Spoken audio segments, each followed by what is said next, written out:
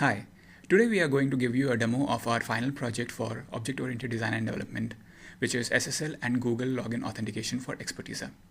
Now, we're going to log into our website through the default port, that is 3000. So you'll notice that as soon as we enter, we have been redirected to the 3001 port, which hosts the HTTPS protocol version of the website. You'll see that there's an error which shows that the connection is not private, which means that this is because we are using a self-signed certificate. This is not a problem, and on the actual version, we can use an actual real certificate which won't give that error. Now, we are on the Expertisa version of the website, which is hosted on 3001 and using the HTTPS protocol. Let's log in using a student account.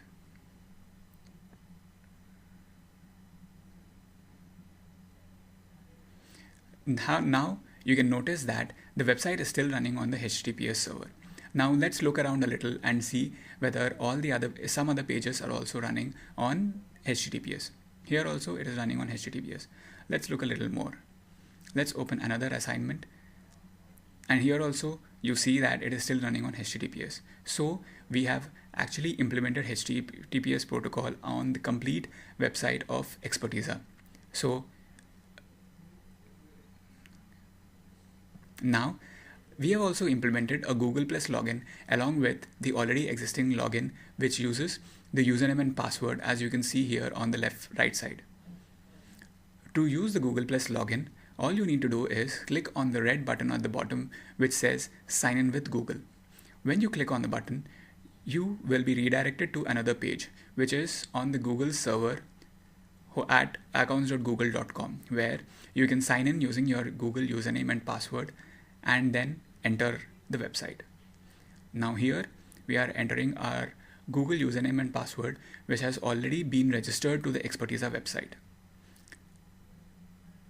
Now when we do a sign in, we see that a few list of permissions are being asked by Google, which will be forwarded onto the website for helping us to log in, which is your email address and some basic profile info. Once you've seen that and you agree with this and just press the accept button, you will notice that now you are directly redirected to the website and you are already logged in as the user that you have been registered as. And it is as simple as that.